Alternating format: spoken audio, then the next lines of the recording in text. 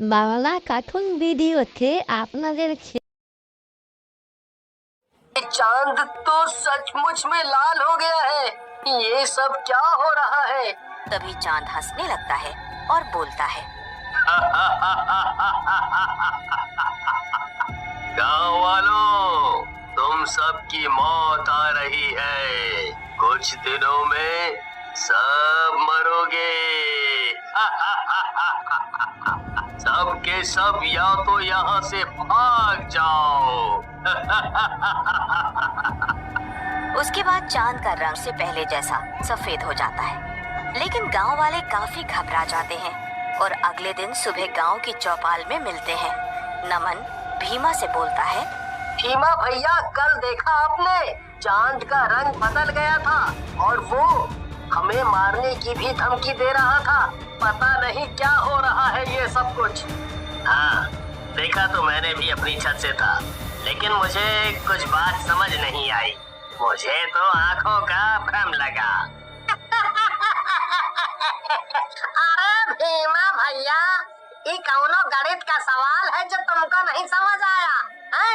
और दारू पिए थे का जब भ्रम लगा? अरे वो चंदवा हम लोगों को धमका रहा था सीधा सीधा, और तुम कहा तो कुछ समझ नहीं आया है? अरे इसीलिए तो मैं तुमसे बात नहीं करता पुत्तन। बिल्कुल जाहिल की तरह बात करते हो।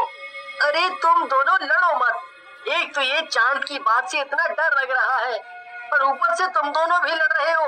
मैं तो कहता हूँ आज रात का इंतजार करते हैं, और अगर कुछ होता है तो कल फिर मिलेंगे और देखेंगे कि क्या करना है। नमन की बात गांव वालों को जम जाती है और वो रात का इंतजार करने लगते हैं। आधी रात होते ही चांद का रंग फिर से बदलने लगता है और थोड़ी ही देर में लाल हो जाता है। गांव वाले अपनी अपनी छतों पर खड़े होकर ये सब देख रहे होते हैं। मुझे देख रहे हो? लगता है मेरी बात तुम लोगों को समझ नहीं आई। लगता है तुम लोग मर के ही मानोगे।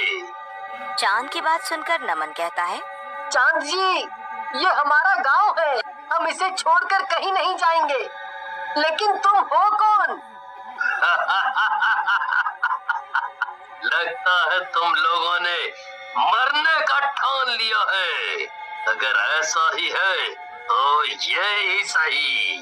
चांद के ऐसा बोलते ही वहाँ जोरों से लाल रंग की बारिश होने लगती है। ये देख गांव वाले घबरा जाते हैं। लेकिन वहीं पर एक शराबी जिसका नाम दिनेश होता है बोलता है,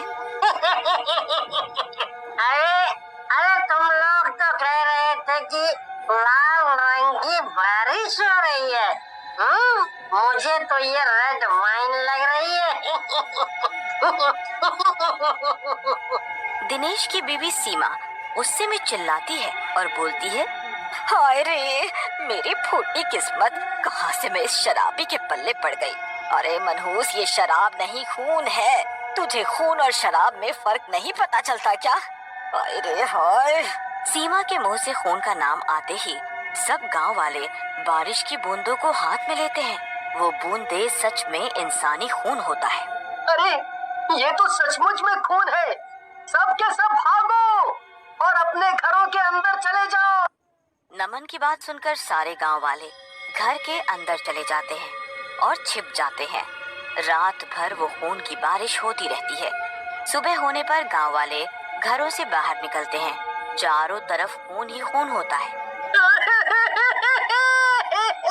अरे ये सब क्या हो गया? हमारी तो गेहूं की पूरी फसल ही बर्बाद हो गई। अरे पुत्तन भैया, आप रोइए मत। हमारे यहाँ तो चांद और सूरज की पूजा करते हैं, लेकिन ये सब क्या हो रहा है कुछ समझ नहीं आ रहा।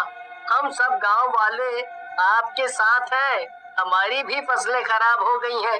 हमें मिलकर इस समस्या का समाधान निकालना होगा। क्या समाधान निकालोगे नमन तुम? देखा नहीं उस चांद ने हमें क्या कहा है? इस गांव को छोड़कर चले जाओ।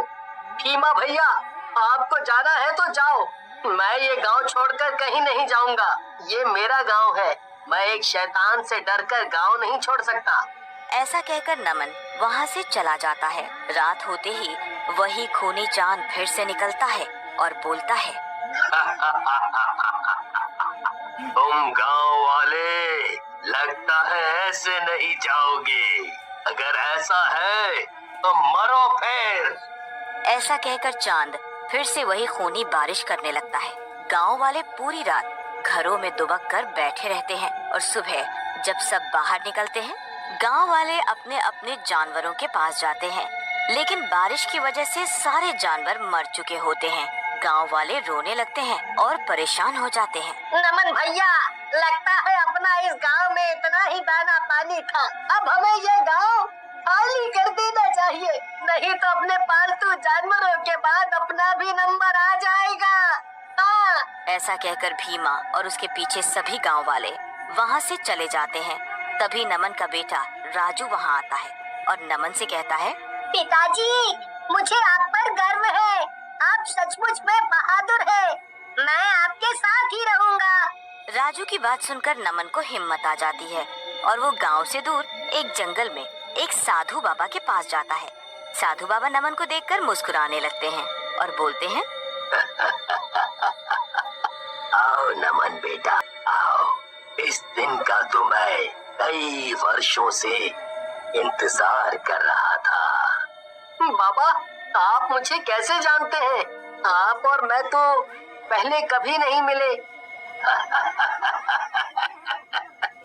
नमन बेटा, मैं तो तुम्हें तुम्हारे पिछले जन्म से जानता हूँ। ये सब जो हो रहा है तुम्हारे पिछले जन्मों का परिणाम है। दरअसल तुम पिछले जन्म में इस गांव के राजा थे और ये चांद रूपी शैतान जो है वो दूसरे राज्य का राजा था। लेकिन बाबा, अगर ये मर गया था तो ये चांद कैसे बन गया? लगता है नमन बेटा, तुमने मेरी पूरी बात नहीं सुनी। अरे, ये तांत्रिक शक्तियों में निपुण था और इसने अपनी तंत्र विद्या से चांद को बंदी बना रखा है। लेकिन बाबा, अब हम इससे कैसे निपटेंगे? अगर ऐसे ही रहा तो ये सबको मार डालेगा। बेटा, उपाय तो है लेकिन बहुत कठिन है। बाबा, कुछ भी हो, मैं लोगों की जान बचाने के लिए कुछ भी करूंगा।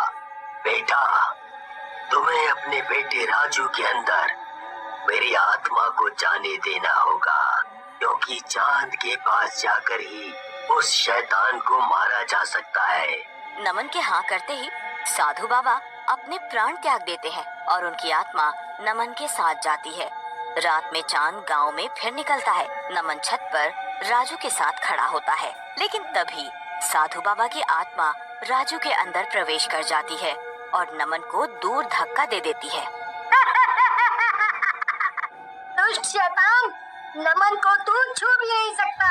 आज तेरी मौत पक्की है।